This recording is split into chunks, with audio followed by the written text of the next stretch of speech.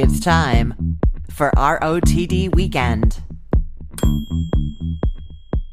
It is Halloween weekend, the first day of November, and I'm going to tell you, I'm feeling really relaxed, which is strange. This is the part of the year where I usually start to get a little stressed out. We have Halloween, my daughter's birthday is this week. We had Canadian Thanksgiving. We're about to do American Thanksgiving soon, that holiday season, and all of the craziness, not just with the cooking and the gifts and some travel, but also, there's like extra things at the school. There's band concerts and all kinds of things going on, right? So usually I get really stressed out. But as I sat down to record this today, I was like, oh, this is where I talk about how this is the crazy part of the year. And I was like, wait, that doesn't feel real to me right now. I feel very relaxed, very calm, very happy. What is going on? So at first I thought that it might be because I have stopped recording the Recipe of the Day podcast every single day. If you listen, you know, this used to be 7 days a week and now it is 3 days a week, which has really actually made a big difference on my sanity and on just how much time I have. But I don't think that's what it is. And I kind of hate to admit this because I think we all know this, but we don't want to believe it. It's because I have been exercising regularly. I've been going to a gym nearby. It's a 7-minute drive, which I love, but I've been going there 4 days a week for weight training and then trying to get in a good hour walk 2 other days a week at least. And the gym class is first thing in the morning. I need to be up at 7:15 and be there by 8, which, I work for myself from home. And so I don't usually have to get up at any specific time, but no, I'm setting my alarm and I'm getting up and I'm heading there and I'm working hard. And then I'm tired at the end of the day and I'm going to bed at a reasonable time. I'm kind of a night owl, so I will just stay up and stay up and stay up. But no, I'm tired and I'm kind of looking forward to the workouts. And so I'm going to admit that going to the gym regularly, it's been about 6 weeks, has actually changed things in that I'm getting better sleep, but I also just feel really good and really calm. I guess I'm well rested. I have a routine. Yeah, so I don't know what's going to happen in the weeks ahead. I don't know if I'm going to get through this whole holiday season time feeling this good and this easy. But I guess I normally do the kind of advice at this time of year of like, get a plan in place and that'll help you, and,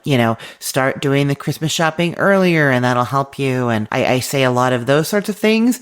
I think this time I'm saying go for a walk, enjoy the outdoors. I mean, I know I'm in Florida, so this is the time of year when it's like gorgeous to be outside. It feels like an early fall day in Canada, where I grew up in the middle of Canada, but instead, it's November 1st. And yeah, so it's lovely. Go for a walk or, get in some steps somehow or do something. If you're feeling stressed, let your mind wander and do that instead. And maybe we don't need advice about all the planning and everything. No, I'm kidding. I will, of course, be here with all kinds of advice about planning and cooking and all of that good stuff. But I guess I just wanted to share that I'm not feeling frantic about this holiday season this year. I'm feeling really chill, and I want to spread the word that I'm feeling that way, and maybe you can too.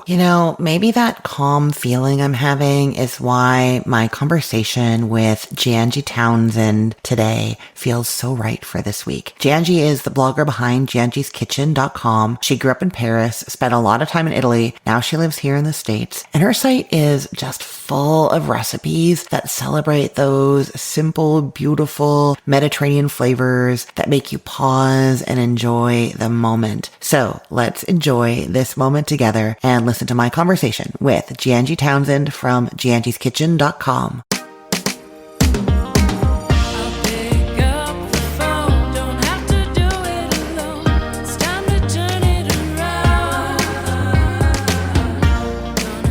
Giangi, welcome to the show. Thank you, Christina, for having me so much. I so appreciate it. It's fun. I'm looking forward to it. Yes, no, it's wonderful. So we met in person back in Savannah and connected over both speaking French, which we won't do to the listeners here. But I know that you specialize in partially French and Italian cooking because of how you grew up. Can you tell us about your growing up and where and all that? Absolutely, absolutely. I was born and raised in Paris, and my mom is Italian, my dad is French. So I spent half of my youth life, until my 20, I could say 21, 22, something like that, in the winters in Paris, in the summers in Italy. My mom had a gelateria, so we used to work there and have fun. And then the rest of the year was in Paris. And just so I had both lives that way. And I also was raised with three wonderful people who loved to cook, my mom, grandma, and mom. So that was just heavenly. Wow, that's amazing. And now you've found your way to the United States. You're in Arizona, right? Well, yes, I actually came on vacation about 43 years ago, and I never went back. I did all my paper. I went back, did all my papers, came back in, and I've been here since. And I've loved it. I always say I have the best of both worlds. I was able to have my formative years in Europe by my adult career years here in the United States, which has, we can get into this, but it's fabulous. It's fabulous to be here because it gives you so many opportunities. So I'm really excited. I didn't speak English when I moved here, so I had to go to school. Oh yeah, English was a catastrophe to me. I was born with two languages. I spoke Spanish fluently, but English, I just couldn't have a word out of it because I had a terrible teacher, unfortunately, who only believed in reading and writing, never speaking. So I would speak with a dictionary, and I had a fabulous lady who gave me my first opportunity with a job. I barely spoke English. She barely understood what I was saying, but she said, "Okay, just work." and that was it. And, then that's it. So now I'm writing in English all the time. Yeah, no, that's amazing. You have a recipe website that you've had since 2010, and you're writing in English all the time. So clearly you learned eventually. Yes. I learned eventually. I still have words that I mispronounce, like anything with an H.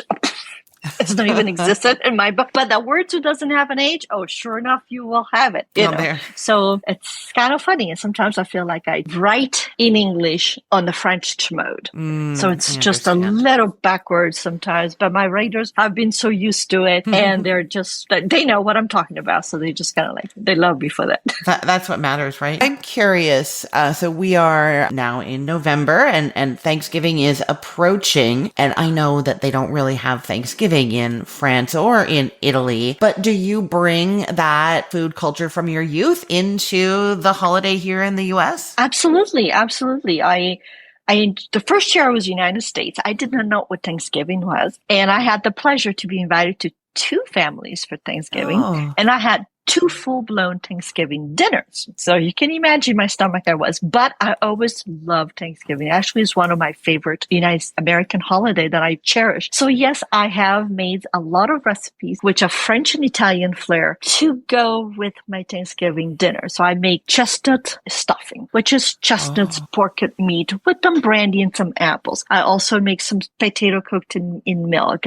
This wonderful Italian pasta, which is an orzo pasta with a butternut squash, cauliflowers. And it's just kind of amazing. I just try as much as I possibly can to incorporate my French and Italian background infused with the American, and my family is American, so giving him that. So it's a little tricolor, palette when you come to my house for Thanksgiving. But I love it. It's one of my favorite time of the year. So I'm curious. I know that here I want to say North America, but I don't want to speak for all of North America. In Canada, the United States, most of the time, things like the butternut squash you mentioned or pumpkin tend to get those desserty, sweet, even if you're not doing it sweet, even if you're having like a pumpkin soup, it'll have cinnamon in it, for instance. Whereas I think it's true in Italy, it would be a completely different thing. So I would love to hear your thoughts on the squashes and the seasonings, and then what you do when you bring them into the American Thanksgiving. Are you swayed towards the cinnamon dark side? Oh God, no, I don't like cinnamon. I'm sitting here going, oh no. We are very big in nutmeg, so we do nutmeg. We also do another spice at the moment. It's just oh my gosh, cloves. Yes, either the little cloves. We do a lot of that. So I incorporate those two, and to satisfy the American side of my family, I do put cinnamon just on the dessert part of it. The rest of my food doesn't get it. Although I have to kind of back up a little bit because my stuffing actually has a little bit of it. It's a 4 spices, but it is a touch. It's not the American pour it over and see how much you can put in there. Oh, no. It's just like an equal amount from the cinnamon, the nutmeg, the pepper, and the cloves. That's just a touch. But those two, the other two, the clove and the nutmeg, are more proficient into infuse into my cooking. So that's how we kind of give it away to the savory side versus the sweet side. Yeah, I can remember the first time that I had a pumpkin ravioli that was not like sort of sweet. I think it had sage. Maybe there were there were like crispy sage leaves. There might have been some kind of thyme or something going on. And I just was like, oh, this is a completely different food. And also the cinnamon in Europe is different than the cinnamon here. Oh. Has a total different taste. Like in Italy, for instance, like you will have whipped cream, panna montata, and sometimes it will put a little cinnamon on it, or in your coffee, but it's a complete different cinnamon flavor than it is here. And it's more on the sweeter side than that punchiness of the cinnamon. So it's like, I don't know how to explain it properly. You really have to taste the two. You can really tell the difference, but it's a little different. But it's so far if you shoot in between the recipes and you will use cinnamon in Europe, at least in the French cooking and Italian cooking, then it doesn't really matter which of the two you're using, but there is a tiny difference in between. Interesting. Flavor-wise. So what about, do you do turkey for your Thanksgiving? Oh, yeah. I do a turkey. I stuff it, but I don't stuff the cavity. I stuff the neck part. Okay. And then I do all the cranberry with the chutney and the wine. In French, I got to put wine somewhere. Wait, it's in your cranberry sauce? There's wine in your cranberry sauce? Yeah, of course. Oh my gosh. I love that idea. Absolutely, there is wine in it. I'm French. We have to put wine somewhere. I mean, I'm putting brandy or cognac into my stuffing, and it's a meat stuffing that goes in there. And trust me, Christine, and I never have leftovers of it. I don't understand it. Everybody are like, "Oh, you're not doing the bread stuffing." They all kind of ruffle their necks. I always have a big dinner at the house, and then as soon as they see it, they taste it, and they go, "Oh, it's always gone." Wow. And also, I have shiitake gravy that I make, which is just amazing. It's a soft shiitake. Instead of waiting for all the juices from the turkey, I actually roast vegetables prior to it, and then I make a soup out of the roasted vegetables, and I make the gravy with that. And shiitake mushroom is very light, with of course heavy cream, because the French in me has to have heavy cream somewhere. It is absolutely amazing. I can't even, we're not going to go here, but there is a debate on one of my Facebook reels right now about whether cream belongs in gravy or not, and I've just stayed out of it because there is some anger. So I'm not going to go there. Yeah. I put cream in. Anyways, I won't go there. I was going to ask, your shiitake gravy, do you add the turkey drippings after it's roasted, or do you keep it more vegetarian? What do you do? Well, I do, but okay, my turkey, really, I'm not an alcoholic. Please understand this part. But we do cook You're going to talk about wine again. Here we go.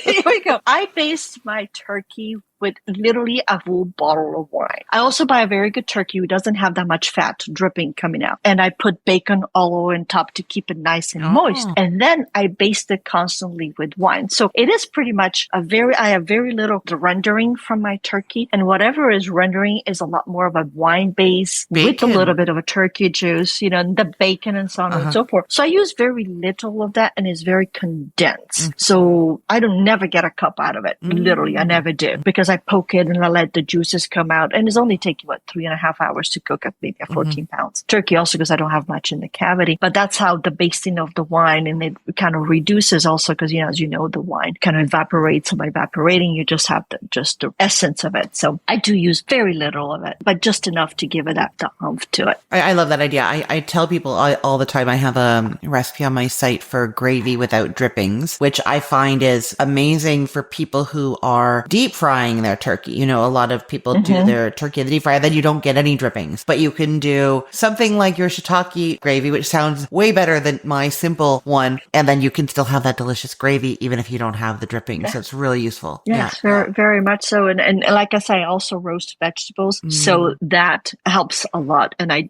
mix it a little bit with a soup after that, and I can condense that down. So it gives them that richness that you really want into your gravy to to go with your turkey or literally with anything else. You want that body behind it, but it's very light in the sense of, there is no fat coming off of anything. Even though we take off the fat, there's always a little bit of participate in it because I wanted to put cream in it. It makes it a little bit softer. Yeah, no, it's a French in me. I can't take it away. Everything. I'm there with you. Okay, so Giangi, have you brought a recipe to tell us about today? Yes, I want to actually talk to you about a recipe which was given to me by a wonderful friend of mine who she's a chef. She was also, our business was a Michelin accredited. And her and I met online, which any parents out there has the fear of meeting online, and yet all of us meet online. So it's a sun-dried tomato tapenade. It's a top bit different than your regular olive tapenade. And it's a great little condiment spread. Then it takes 10 minutes to prepare, and it's fabulous, stores wonderfully in the refrigerator, and it has just a few amount of ingredient. You can make it at the last minute, bread it over baguette, and just goes. And it is with sun-dried tomatoes, which you have an oil, and you just pretty much take them. And then the other ingredient, and before I hear little noses grow up, there is anchovy fillet. But hear me out. The anchovy fillet, because when I say anchovy, I can see the noses go and people backing off. That's not an ingredient I want to use. Well, when you macerate it or make it gives it a wonderful, wonderful saltiness to it, and it dissipates. So just trust me on this one. You must put the anchovy fillets on it, and also capers. Oh, sorry, I'm getting interrupted. I have so many questions already. So about the anchovies, I will tell you, I get pushback on them too, and I am constantly, I feel like how people have not heard this a million times already, but there's anchovies in Caesar salad dressing, and people love Caesar salad dressing. And so I'm constantly, when I get that pushback, I'm like, no. And the other thing, it's in Worcestershire sauce. I was going to say that.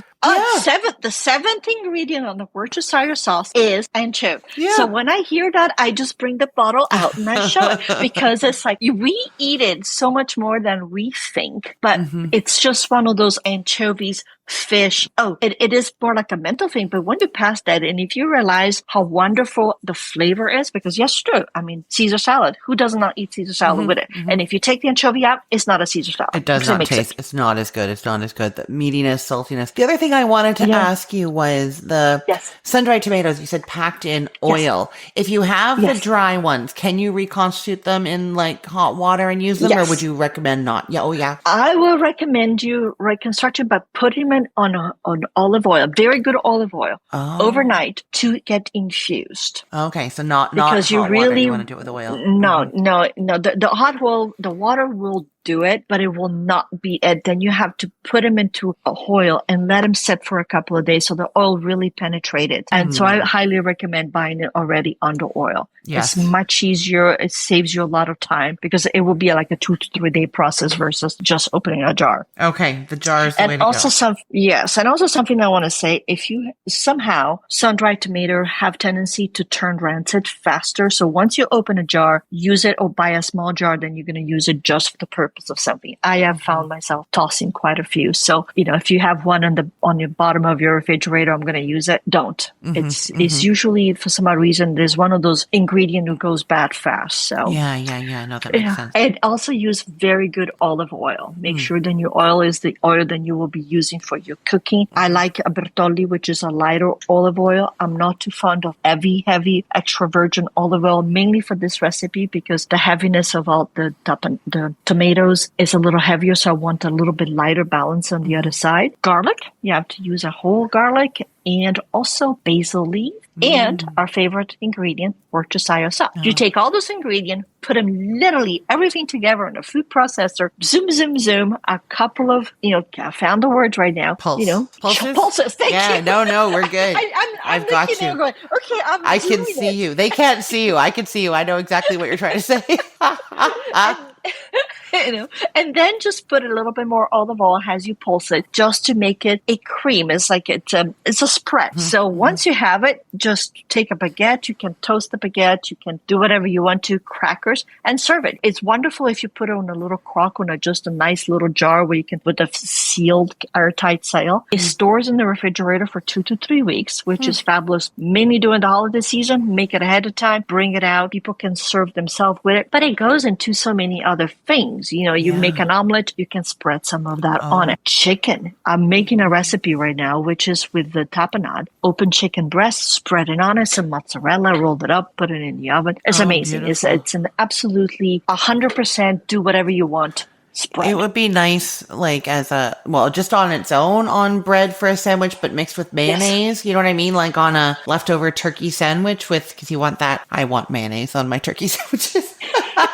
Well, you can do the bread on the mayonnaise, and then you can put a layer, and then you can put some basils or some, arugula. It's fantastic. And your turkey. Or even with your cranberry, put a little bit of that on top. Make it like a layer sandwich. Oh, yes. It's fabulous. Oh, wonderful. Well, this sounds amazing. I'm super excited about it, and I want to. Is that chicken dish going to be going up on your site, do you think? It's going to as soon as I'm finished, and it's coming up sooner than I think. I know that feeling. I am working on so many recipes, and Christmas is around the corner, and but this and that and the other. But yes, it will be coming up on my blog, look out for it. I don't have the title for it, but it's a chicken with sun-dried tomatoes. Tapenade. It's easy. Giangi, let everybody know where they can find you. I will link to all the recipes that you've talked about that I can find on the site, but let people know where they can find you online. They can find me at giangiskitchen.com. I am on, of course, I have the website. I am on Instagram, Facebook, LinkedIn, Flipboard, you name it, I'm on it. Wonderful. Well, thank you so much. This has been a wonderful conversation. I appreciate it. Thank you very much for having me, Christina. Sincerely appreciate it.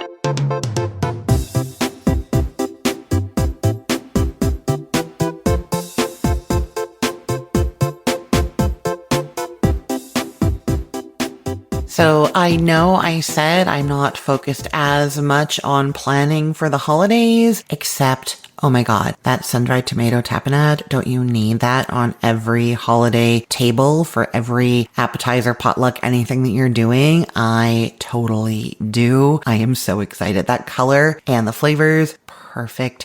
Thank you so much, Giangi. Everybody go and have a look. Giangi is spelled Giangi. You're going to love her recipes. Thank you so much, Giangi. I love talking with you as always. Okay, so what am I doing this week in my kitchen? I'm going to tell you, I have been working on that loaf pan lasagna, the lasagna for two, forever, it feels like. I had it like really good and I did the pictures, but it was a little too saucy. I made it 3 times this week and each time it was delicious, but I was just trying to get it exactly perfect. I wanted to test it with regular lasagna noodles, oven ready lasagna noodles, and that involved changing the amount of sauce. Anyways, I think I've got it down now. That's not what I'm doing this week. I just wanted to tell you that I have been doing it and it is so good. I cannot wait for you to try it. Even just while it's baking in the oven, this tiny little like bread loaf pan is all like sizzling and browning on the edges. Oh, amazing, amazing, amazing. Anyways, that is done. Not what I'm doing this week. What I am working on this week is just some final tests and pictures for the stuffed pepper soup, which I feel like I told you I was doing pictures for last week. Maybe I didn't. I can never remember. Sometimes my plan does not go as planned, you know? Anyways, this week for sure, stuffed pepper soup, which is soup that tastes like stuffed peppers, and who doesn't want that? It's got the beef and the rice and the tomatoes, lots of good seasonings, flavors, and a little cheese on top, of course. And then, have I told you about this dip that I'm obsessed with? So I got the idea because you know that spinach artichoke dip that is on like every menu and has been for 15 years that everybody loves? Well, Marty doesn't like it. He doesn't love cooked spinach. He does not like artichokes. He's so on Parmesan. You know, he's kind of tricky sometimes. Well, anyways, I was thinking about that dip and the reasons why it works. It's got a little bit of vegetable flavor. It's got like the tanginess of the artichoke and then of course the cheese, right? And I was like, okay, what could I do that has those 3 elements but actually involves things that Marty likes? Okay, so remember what I said. We want a little bit of vegetable. We want a little bit of tang. And then, of course, the cheesiness. And what I've come up with has blown my mind. I love it so much. He loves it so much. It's good cold. It's good warm. Every party that I've taken it to, people are like, are you serious? This is insane. So it is broccoli cheddar pickle dip. Yes, broccoli cheddar pickle dip. broccoli cheddar pickle dip. I am obsessed. You get that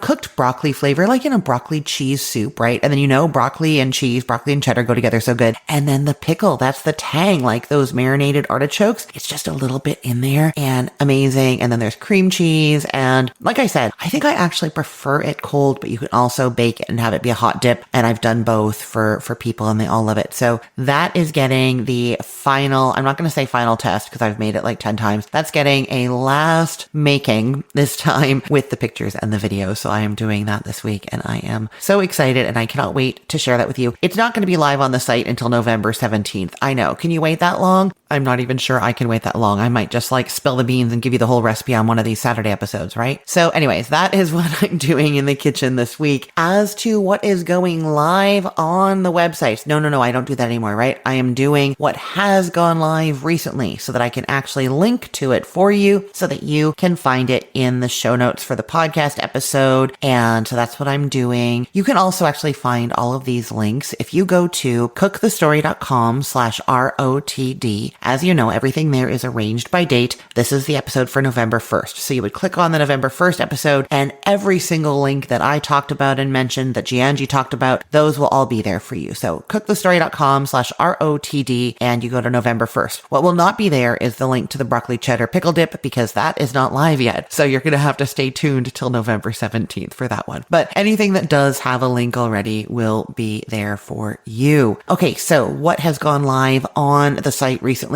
I can't remember which ones I told you about already, so I'm just going to start around October 20th. We had the quick chicken curry for two, which I nickname curry in a hurry. This is not a traditional Indian recipe, but it is just a really quick 15-minute curry that uses whatever leftover cooked meat you have or canned beans, and then whatever little bits and pieces of vegetables you have in your fridge, half a bell pepper, a couple of carrots, maybe some frozen veggies, and it is delicious. So it's 15 minutes, uses up what you have in the fridge, and it makes just enough for two. So if there's just two of you, then you can make it. If the two of you is you and Marty, as is my case, then you can't make it because he doesn't really like curry or curry powder specifically. But you know what? The recipe just works so well. You could do it with other seasonings. Like you skip the curry powder and the ginger, I would say, and you could do Mediterranean flavors in there. It's basically like quick sauteed cooked chicken and vegetables with seasonings and a bit of broth. And then you add either sour cream or yogurt or coconut milk to it just to kind of richen it a little bit. And so you just would end up with, like, if you did Italian seasoning and extra garlic, and then you did that, it would be like a creamy Italian sauce, So anyhow, if you're cooking for Marty, you're not going to do the curry version. You're going to do something else. But if you're cooking for you and another person or for yourself with leftovers from the next day, the quick chicken curry for two is perfection. Okay, the other thing that's gone live recently, the air fryer turkey breast is on Cook the Story. That actually blew my mind. You do this boneless turkey breast in the air fryer. It is juicy, perfectly cooked inside, and gets a really nice browning on the outside. If your turkey breast has skin on it, it gets crispy. It's perfect. So that's on Cook the Story. The curry in a hurry is on the Cookful. It's called Quick Chicken Curry for Two, not Curry in a Hurry. That's just my nickname. And then on the Cookful also, we have the ground turkey and potato skillet dinner. This is a one skillet dinner. It serves four and it just tastes like Thanksgiving, but it's using ground turkey and like shredded hash browns. Either you can do your own or you can buy the frozen shredded hash browns. And then it has like mixed frozen vegetables or whatever leftover veggies you have. And then it makes a nice little sauce, kind of like a gravy, and you broil it. It's kind of like a turkey shepherd's pie done in a skillet. Really quick, fun. If you're in the Thanksgiving mood and you can't wait for Turkey Day, that's the recipe for you on the Cookful. And then also on the Cookful, there is a quick chili for two. Yeah, lots of for two right now. Hey, you know why? It's because I have something for two that I'm launching soon, and this is all getting us excited for it. But yeah, the chili for two makes exactly the right amount of chili for two people, but it tastes like it's been simmering all day and is really, really quick. So it's great when you have that craving and you don't want a lot of little leftovers, right? And finally, I will tell you that on Cook the Story, I have reposted my old mulled wine recipe. So this is a recipe that used to be on Cook the Story for years, and people never really went to it for some reason. I don't know why. And I guess we took it down and I didn't realize it. And somebody asked me for my mulled wine, like not somebody from like the website or a listener, like a friend of mine was like, how do you make mulled wine? I'm like, oh, I have a recipe on my website. And I looked and it wasn't there. We'd taken it down. And I was like, no, even if nobody has ever commented on it, nobody's ever made it, nobody's ever visited it, I make this every year and I need to be able to find it. So I've put it back up and kind of tweaked the information a little bit. It is a classic mulled wine recipe. I learned it from my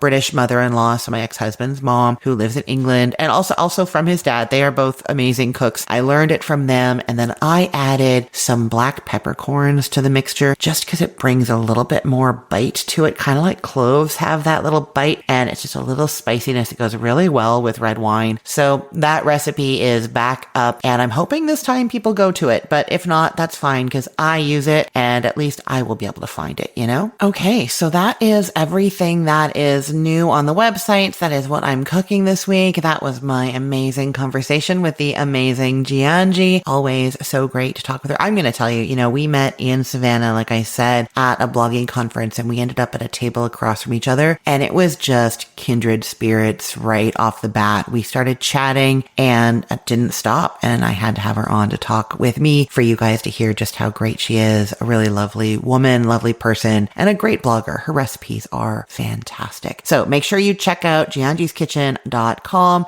and go to cookthestory.com/ROTD and find the November 1st episode to get all the links to the recipes that Giangi and I talked about. They will all be there for you. Thank you, Giangi. Thank you, all of you, for listening. And I am the very relaxed Christine Pittman from cookthestory.com, thecookville.com, the all-new chicken cookbook, and from this podcast, Recipe of the Day. I hope you have a great weekend. Let's get cooking.